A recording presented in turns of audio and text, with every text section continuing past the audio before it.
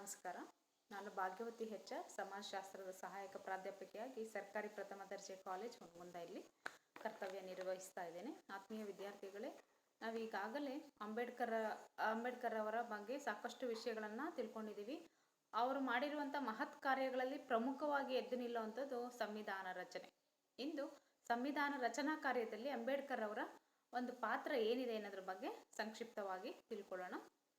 ನಿಮಗೆಲ್ಲ ಗೊತ್ತಿದೆ, 1947ರಲ್ಲಿ ಭಾರತಕ್ಕೆ ಸ್ವತಂತ್ರ ಬಂತು. ಅಂದರೆ ಬ್ರಿಟಿಷರ ಕಬಂಧ ಬಾಹುಗಳಿಂದ ಬಿಡುಗಡೆಯನ್ನು ಹೊಂದಿ ನಾವು ನಮ್ಮದೇ ಆದಂಥ ಒಂದು ಆಡಳಿತ ವ್ಯವಸ್ಥೆಯನ್ನು ಪಡ್ಕೊಂಡ್ವಿ ಅಂತ ಹೇಳ್ಬೋದು. ಆ ನಿಟ್ಟಿನಲ್ಲಿ ಆ ಸಂದರ್ಭದಲ್ಲಿ ಏನಾಯಿತು, ಪ್ರತಿಯೊಂದನ್ನು ಕೂಡ ನಾವು ರೀಕನ್ಸ್ಟ್ರಕ್ಟ್ ಮಾಡಬೇಕಾಗಿ ಬಂತು. ಆಡಳಿತ ಇರ್ಬೋದು, ಪೊಲಿಟಿಕಲ್ ಇದಿರ್ಬೋದು ವ್ಯವಸ್ಥೆ, ಮತ್ತು ರಾಜ್ಯಗಳನ್ನು ಒಕ್ಕೂಟವನ್ನು ರಚನೆ ಮಾಡುವಂಥದ್ದು ಇರ್ಬೋದು, ಅಥವಾ ನಮ್ಮದೇ ಆದಂಥ ಸಂವಿಧಾನವನ್ನು ಅಂದರೆ ಪ್ರತಿಯೊಂದನ್ನು ಕೂಡ ನಾವು ಹೊಸದಾಗಿ, ಯಾಕಂದರೆ ಅಲ್ಲಿ ತನಕ ಇದ್ದಂಥದ್ದು ಬ್ರಿಟಿಷರ ಆಡಳಿತ, ಸಾಮಾಜಿಕವಾಗಿ, ರಾಜಕೀಯವಾಗಿ, ಆರ್ಥಿಕವಾಗಿ ಪ್ರತಿಯೊಂದು ವಿಷಯದಲ್ಲಿ ಬ್ರಿಟಿಷರ ಆಡಳಿತ ಮಾಡ್ತಾ ಇದ್ರು. ಅವರ ಕೆಳಗಡೆ ನಾವಿದ್ವಿ. ಈಗೇನಾಯ್ತು, ಅವ್ರು ಬಿಟ್ಟೋದ್ಮೇಲೆ ಪ್ರತಿಯೊಂದನ್ನು ಕೂಡ ನಾವು ಪುನರ್ರಚನೆ ಮಾಡಿಕೊಳ್ಳುವಂತಹ ಜವಾಬ್ದಾರಿ ಇತ್ತು.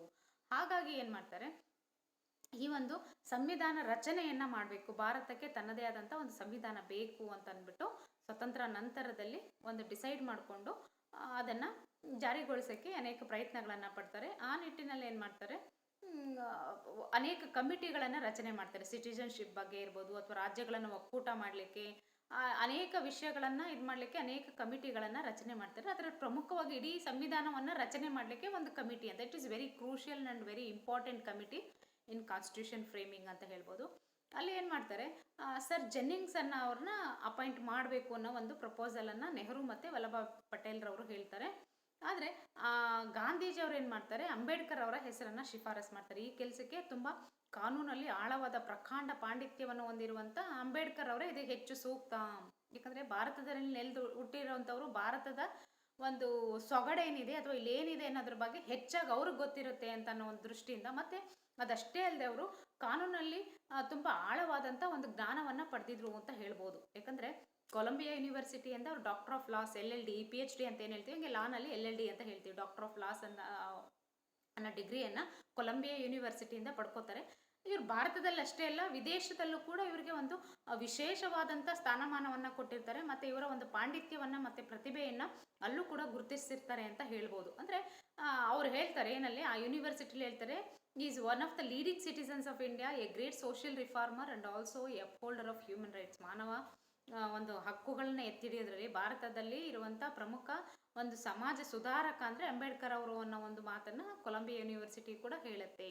ಸೊ ಅವರ ಒಂದು ಪಾಂಡಿತ್ಯವನ್ನು ಮತ್ತು ಅವರ ಒಂದು ಪ್ರತಿಭೆಯನ್ನು ಗುರುತಿಸಿದಂಥ ಗಾಂಧೀಜಿಯವರು ಏನು ಮಾಡ್ತಾರೆ, ಸಂವಿಧಾನ ರಚನಾ ಕಾರ್ಯಕ್ಕೆ ಅಂಬೇಡ್ಕರ್ ಅವರೇ ಸೂಕ್ತ ಅಂತ ಅಂದ್ಬಿಟ್ಟು ಅವರ ಹೆಸರನ್ನು ಶಿಫಾರಸ್ ಮಾಡಿ ನಂತರ ಅದು ತೀರ್ಮಾನ ಆಗಿ ಅಂಬೇಡ್ಕರ್ ಅವರಿಗೆ ಸಂವಿಧಾನ ರಚನಾ ಸಮಿತಿಯ ಒಂದು ಚೇರ್ಮನ್ ಆಗಿ ಅದರ ಜವಾಬ್ದಾರಿಯನ್ನು ಹೊರಿಸಲಾಗತ್ತೆ.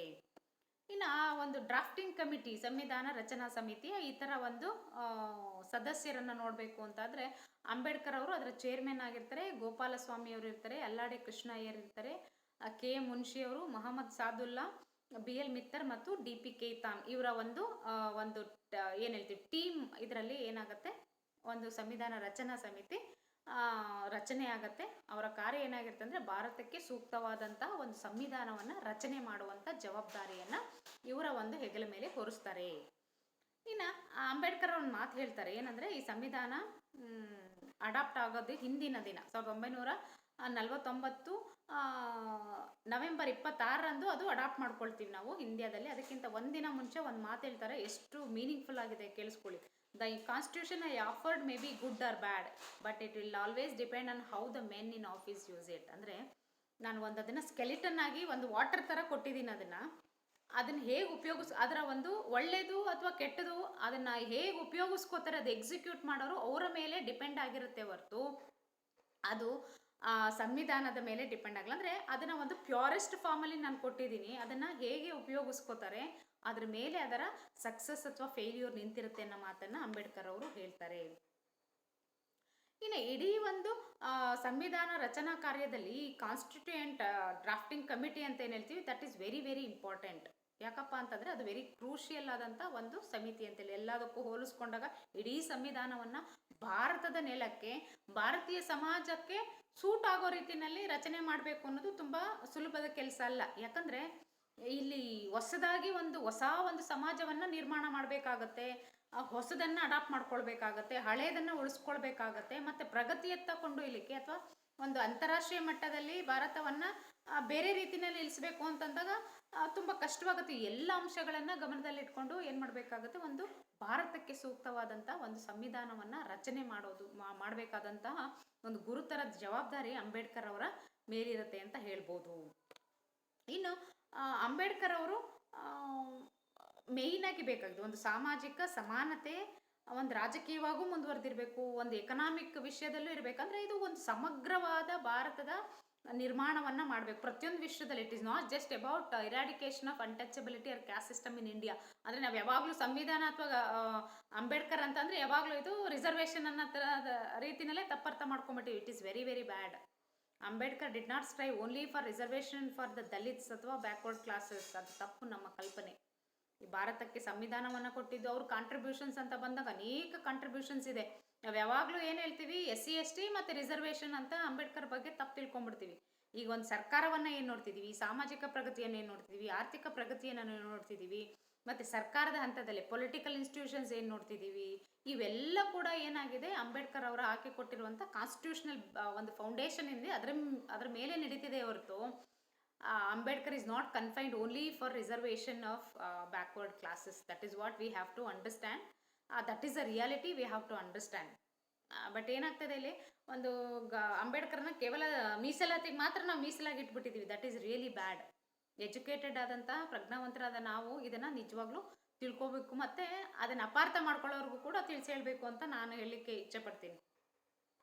ಮತ್ತು ಈ ಡೆಮಾಕ್ರೆಟಿಕ್ ರಿಪಬ್ಲಿಕ್ ಇರ್ಬೋದು, ಪಾರ್ಲಿಮೆಂಟ್ರಿ ಸಿಸ್ಟಮ್ ಆಫ್ ಇದಿರ್ಬೋದು, ಮತ್ತು ಒಂದು ಮಾಡರ್ನೈಸ್ಡ್ ಸೊಸೈಟಿಯನ್ನು ಒಂದು ಸೃಷ್ಟಿ ಮಾಡೋದಿರ್ಬೋದು, ಇವೆಲ್ಲ ಕೂಡ ಏನಾಗಿತ್ತು, ಅಂಬೇಡ್ಕರ್ ಅವರ ಕನಸಿನ ಕೂಸಾಗಿತ್ತು.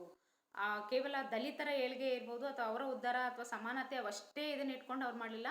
ಭಾರತನ ಆಮೂಲಾಗ್ರವಾಗಿ ಬದಲಾವಣೆ ಮಾಡಲಿಕ್ಕೆ ಏನು ಬೇಕೋ ಅವೆಲ್ಲವನ್ನ ಸಂವಿಧಾನದಲ್ಲೇ ಅಡಗಿಸಿ ಇಡೀ ಭಾರತೀಯರಿಗೆ ಅವ್ರು ಕೊಡುಗೆಯಾಗಿ ಕೊಟ್ಟಿದ್ದಾರೆ ಅಂತ ಹೇಳಿದ್ರು ಕೂಡ ತಪ್ಪಾಗಲಾರ್ದು. ಇನ್ನು ಒಂದು ಇಂಪಾರ್ಟೆಂಟ್ ಕಾನ್ಸೆಪ್ಟ್ಸ್ ಏನು ಒಂದು ಸಂವಿಧಾನದಲ್ಲಿ ಅಡಗಿಸಿಟ್ಟಿದ್ದಾರೆ ಅಂದರೆ ಪ್ರಮುಖವಾಗಿ ನಾವು ನೋಡೋವಂಥದ್ದು ಎಲ್ಲದೂ ಅವ್ರು ಮಾಡಿದ್ದಾರೆ, ಬಟ್ ಹೈಲೈಟ್ಸನ್ನು ಮಾತ್ರ ನಾನು ಹೇಳ್ತೀನಿ ಇಲ್ಲಿ. ಅನುಚ್ಛೇದ 17ರಲ್ಲಿ ಈ ಒಂದು ಅಸ್ಪೃಶ್ಯತೆಯನ್ನು ಸಂಪೂರ್ಣವಾಗಿ ನಿರ್ಮೂಲನೆ ಮಾಡಬೇಕಂದ್ರೆ ಅಸ್ಪೃಶ್ಯತೆನೇ ಯಾವುದೇ ರೀತಿ ಆಚರಣೆ ಮಾಡೋದು ಕಾನೂನಾತ್ಮಕವಾದ ಒಂದು ಅಪರಾಧ ಆಗುತ್ತೆ ಅನ್ನೋದು ಅಲ್ಲಿ ಹೇಳುತ್ತೆ. ಅಂದರೆ ಪರ್ಮನೆಂಟಾಗಿ ಅದನ್ನು ಅಬಾಲಿಷನ್ ಮಾಡಬೇಕು, ನಿರ್ಮೂಲನೆ ಮಾಡಬೇಕು ಅಂತ ಹೇಳ್ತಾರೆ. ಮತ್ತು ಸಂವಿಧಾನದ ವೆರಿ ವೆರಿ ಇಂಪಾರ್ಟೆಂಟ್ ಭಾಗ, ಅಲ್ಲಿ ತನಕ ಏನು ಭಾರತೀಯರು ಎಲ್ರಿಗೂ ಒಂದು ಕೊರತೆ ಉಂಟಾಗಿತ್ತು ಅಥವಾ ಅದರಿಂದ ವಿಮುಖರಾಗಿದ್ರು ಅನ್ನೋಕ್ಕಿಂತ ಕಿತ್ಕೊಂಡಿದ್ರು ಅಲ್ಲಿ ತನಕ ಬ್ರಿಟಿಷರು ಇರ್ಬೋದು ಅಥವಾ ಸಾಮಾನ್ಯವಾಗಿ ಅಲ್ಲೇ ಇದ್ದಂಥ ವ್ಯವಸ್ಥೆ ಏನಾಗಿತ್ತು ಅದು ಅಂದರೆ ಫಂಡಮೆಂಟಲ್ ರೈಟ್ಸ್ ಅಥವಾ ಮೂಲಭೂತ ಹಕ್ಕುಗಳು ಅಂತ ಹೇಳ್ತೀವಿ. ಸಂವಿಧಾನದ ಅನುಚ್ಛೇದ 12ರಿಂದ 32ರವರೆಗೂ ಏನಿದೆ ಅಂದರೆ ಯಾವಾಗೇ ಆಗಲಿ ಮೂಲಭೂತ ಹಕ್ಕುಗಳು ಅಂದರೆ ಪ್ರತಿಯೊಬ್ಬರು ಕೂಡ ಅದನ್ನು ತಮ್ಮ ಹಕ್ಕುಗಳಿಗೆ ಚ್ಯುತಿ ಬಂದಾಗ ಅದನ್ನು ತಮ್ಮ ನ್ಯಾಯಾಲಯಕ್ಕೆ ಹೋಗಿ ಅದನ್ನು ಪಡ್ಕೊಳ್ಳುವಂಥ ಒಂದು ಹಕ್ಕು ಅಂತ ಹೇಳ್ತೀವಿ. ಇನ್ನು ಪಾರ್ಲಿಮೆಂಟ್ರಿ ಡೆಮಾಕ್ರಸಿ ಅಂತ ಹೇಳ್ತೀವಿ. ಅಂದರೆ ಪಾರ್ಲಿಮೆಂಟ್ ಡೆಮಾಕ್ರಸಿ ಅಂದರೆ ಗೊತ್ತಿದೆ ನಿಮಗೆ, ಜನರಿಂದ ಜನರಿಗಾಗಿ ಜನರಿಗೋಸ್ಕರ ನಾವೇ ನಮ್ಮ ಒಂದು ಇವರನ್ನು ನಮ್ಮನ್ನು ಆಡಳಿತ ಮಾಡಲಿಕ್ಕೆ ನಾವೇ ಆಯ್ಕೆ ಮಾಡುವಂಥ ಒಂದು ವ್ಯವಸ್ಥೆ ಅಂತ ಹೇಳ್ತೀವಿ. ಇನ್ನು ಫೆಡರಲಿಸಮ್ ಅಂತ ಹೇಳ್ತೀವಿ, ಇಲ್ಲಿ ದ್ವಿಸರ್ಕಾರ ಪದ್ಧತಿ ಅಂತ ಹೇಳ್ತೀವಿ. ಅಂದರೆ ಸೆಂಟ್ರಲ್ ಒಂದಿರಬೇಕು, ಮತ್ತು ರಾಜ್ಯ ಮಟ್ಟದಲ್ಲಿ ಒಂದಿರಬೇಕು, ಮತ್ತು ಸ್ಥಳೀಯ ಮಟ್ಟದಲ್ಲಿ 3 ಟೈರ್ ಗೌರ್ಮೆಂಟ್ ಅಂತ ಏನು ಹೇಳ್ತೀವಿ, ಕೇಂದ್ರ ಸರ್ಕಾರ, ರಾಜ್ಯ ಸರ್ಕಾರ ಮತ್ತು ಸ್ಥಳೀಯ ಸರ್ಕಾರ. ಪ್ರತಿಯೊಂದು ಹಂತದಲ್ಲೂ ಕೂಡ ಯೂನಿಟರಿ ಸಿಸ್ಟಮ್ ಇರಬಾರ್ದು, ಏಕ ಸರ್ಕಾರ ನೀತಿ ಇರಬಾರ್ದು. ಆದರೆ ತ್ರಿವಳಿ ಒಂದು ಏನು ಹೇಳ್ತೀವಿ 3 ಟೈರ್ ಗೌರ್ಮೆಂಟು ಆ ಥರ ಇರಬೇಕು. ಆ ಕಾನ್ಸೆಪ್ಟನ್ನು ಕೂಡ ಇಂಟ್ರೊಡ್ಯೂಸ್ ಮಾಡ್ತಾರೆ. ಅದೇ ರೀತಿ ಕಾನ್ಸ್ಟಿಟ್ಯೂಷನಲ್ ರೆಮಿಡಿ, ಸಂವಿಧಾನಾತ್ಮಕ ಪರಿಹಾರ ಕ್ರಮಗಳನ್ನು ಕೂಡ ಏನು ಮಾಡ್ತಾರೆ ಸಂವಿಧಾನದಲ್ಲಿ ಅಳವಡಿಸ್ತಾರೆ. ಈ ಒಂದು ಭಾಗವನ್ನು ಆರ್ಟಿಕಲ್ 32 ಅಂತ ಕರಿತೀವಿ. ಈ ಒಂದು ಭಾಗವನ್ನು ಇಡೀ ಸಂವಿಧಾನದ ಆತ್ಮ ಅಂತ ಕರೀತಾರೆ. ಯಾಕಂತಂದರೆ ಯಾವುದೇ ಒಬ್ಬ ಭಾರತೀಯ ನಾಗರಿಕನಿಗೆ ಸಿಟಿಸನ್ಸ್ ಯಾವುದೇ ರೀತಿಯ ಹಕ್ಕು ಚ್ಯುತಿ ಬಂದಾಗ, ಅಂದರೆ ಮೂಲಭೂತ ಹಕ್ಕುಗಳಿಗೆ ಚ್ಯುತಿ ಬಂದಾಗ ಅವನು ಕೋರ್ಟನ್ನು ಅಥವಾ ನ್ಯಾಯಾಲಯವನ್ನು ಎಡತಾಕಿ ಅವನು ತನ್ನ ಹಕ್ಕುಗಳನ್ನು ಕೋರ್ಟಿನ ಮೂಲಕ ತಾನು ಮರುಸ್ಥಾಪನೆ ಮಾಡಿಕೊಳ್ಳಿಕ್ಕೆ ಅವಕಾಶವನ್ನು ಈ ಒಂದು ಆರ್ಟಿಕಲ್ 32ನಲ್ಲಿ ಒದಗಿಸ್ಕೊಟ್ಟಿರೋದ್ರಿಂದ ಇದನ್ನು ಅಂಬೇಡ್ಕರ್ ಅವರು ಇಡೀ ಒಂದು ಸಂವಿಧಾನದ ಆತ್ಮ, heart and soul of Indian constitution ಅಂತ ಕರೀತಾರೆ. ಇನ್ನು ಪ್ರೊಟೆಕ್ಟಿವ್ ಡಿಸ್ಕ್ರಿಮಿನೇಷನ್ ಅಂದರೆ ರಿಸರ್ವೇಷನ್ SC ST ಕೊಡೋದು, OBC ಅವರು ಕೊಡೋದು, ಡೌನ್ ಟ್ರಾಡನ್ ಕೊಡೋದು, ಹೆಣ್ಮಕ್ಳಿಗೆ ಕೊಡುವಂಥದ್ದು, ಇಂತಹ ಅಂದರೆ ಒಂದು ಸಕಾರಾತ್ಮಕವಾದ ತಾರತಮ್ಯತೆ ಅಂತ ಹೇಳ್ತೀವಿ. ಇಲ್ಲಿ 2 ವೈರುಧ್ಯಗಳಿದೆ ನೋಡಿ, ಸಕಾರಾತ್ಮಕ ಅಂತಲೂ ಇದೆ, ರಿಸರ್ವೇಷನ್ ಅಂತಿದೆ. ಇಲ್ಲ ಒಂದಿರಬೇಕು, ಇಲ್ಲ ಇದಿರಬೇಕು, ಇಲ್ಲ ಅದಿರಬೇಕು. ಯಾಕೆ ಸಕಾರಾತ್ಮಕ ಡಿಸ್ಕ್ರಿಮಿನೇಷನ್ ಅಂತ ಹೇಳ್ತೀವಿ ಅಂದರೆ, ಇಲ್ಲಿ ತನಕ ಏನು ಸೌಲಭ್ಯ ವಂಚಿತರಾಗಿದ್ರು, ತುಳಿತಕ್ಕೊಳಗಾಗಿದ್ರು, ಅವರನ್ನು ಮೇನ್ ಸ್ಟ್ರೀಮಿಗೆ ತರಕ್ಕೆ ಅಥವಾ ಇತರ ಜನರ ಜೊತೆ ಅವರನ್ನು ಬೆರೆಸಲಿಕ್ಕೆ ಕೆಲವೊಂದು ಕಾರ್ಯಕ್ರಮಗಳ ಮೂಲಕ ಏನು ಮಾಡಿದ್ರು, ಅವ್ರನ್ನ ಮೇಲೆತ್ತುವಂಥ ಪ್ರಯತ್ನವನ್ನು ಮಾಡಿದ್ರು. ಅದನ್ನೇ ಪ್ರೊಟೆಕ್ಟಿವ್ ಡಿಸ್ಕ್ರಿಮಿನೇಷನ್ ಅಂತ ಕರಿತೀವಿ. ಯಾವುದ್ರ ಮೂಲಕ? ರಿಸರ್ವೇಷನ್ನು, ಕನ್ಸೆಷನ್ನು, ಡಿಸ್ಕೌಂಟ್ ಕೊಡೋದ್ರ ಮೂಲಕ. ಸೊ ಇವು ಕೆಲವೊಂದು ಪ್ರಮುಖ ಒಂದು ತತ್ವಗಳು ಏನಾಗಿದೆ ಈ ಒಂದು ಸಂವಿಧಾನದಲ್ಲಿ ಅಡಕಗೊಂಡಿದೆ, ಅಥವಾ ಇವರು ಅಂಬೇಡ್ಕರ್ ಅವರು ಪ್ರಪೋಸ್ ಮಾಡಿದಂಥ ಕೆಲವು ಪ್ರಮುಖ ಅಂಶಗಳು ಸಂವಿಧಾನದಲ್ಲಿ ಅಂತ ಹೇಳ್ಬೋದು.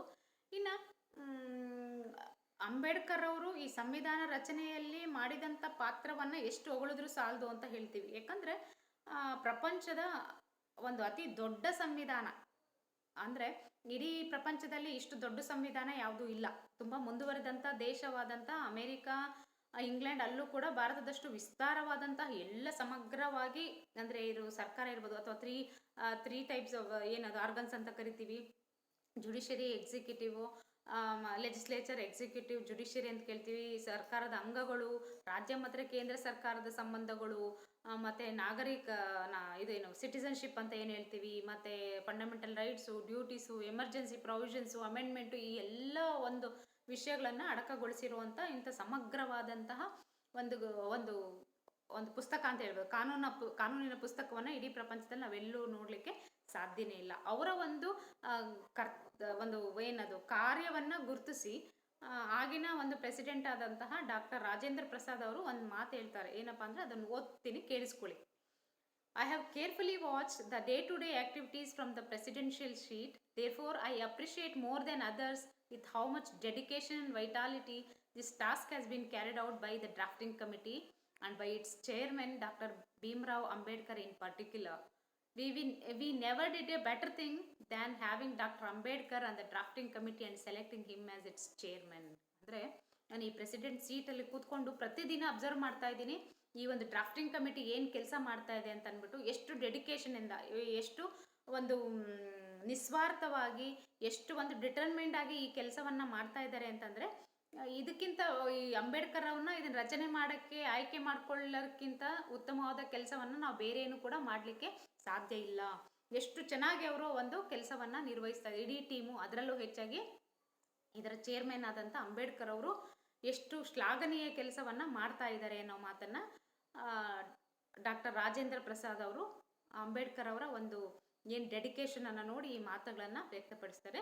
ಸ್ನೇಹಿತರೆ, ಇದರಿಂದ ನಮ್ಗೆ ಗೊತ್ತಾಗುತ್ತೆ, ನಾನು ಯಾವಾಗಲೂ ಹೇಳ್ತಿರ್ತೀನಿ, ಇನ್ನೂ ನೀವು ಆಳವಾಗಿ ತಿಳ್ಕೊಬೇಕು ಅಂದರೆ ಅವ್ರ ಬರಹಗಳು, ಅವ್ರ ಬಗ್ಗೆ ತುಂಬ ಪುಸ್ತಕಗಳು ಬಂದಿದೆ, ಅದನ್ನೆಲ್ಲ ಓದಿದ್ರೆ ಅವ್ರ ಚಿಂತನೆಗಳೇನು ಮತ್ತು ಭಾರತಕ್ಕೆ ಅವರ ಕೊಡುಗೆಗಳು ಏನು ಅನ್ನೋದ್ರ ಬಗ್ಗೆ ಸಂಪೂರ್ಣವಾಗಿ ನಾವು ತಿಳ್ಕೊಬೋದು.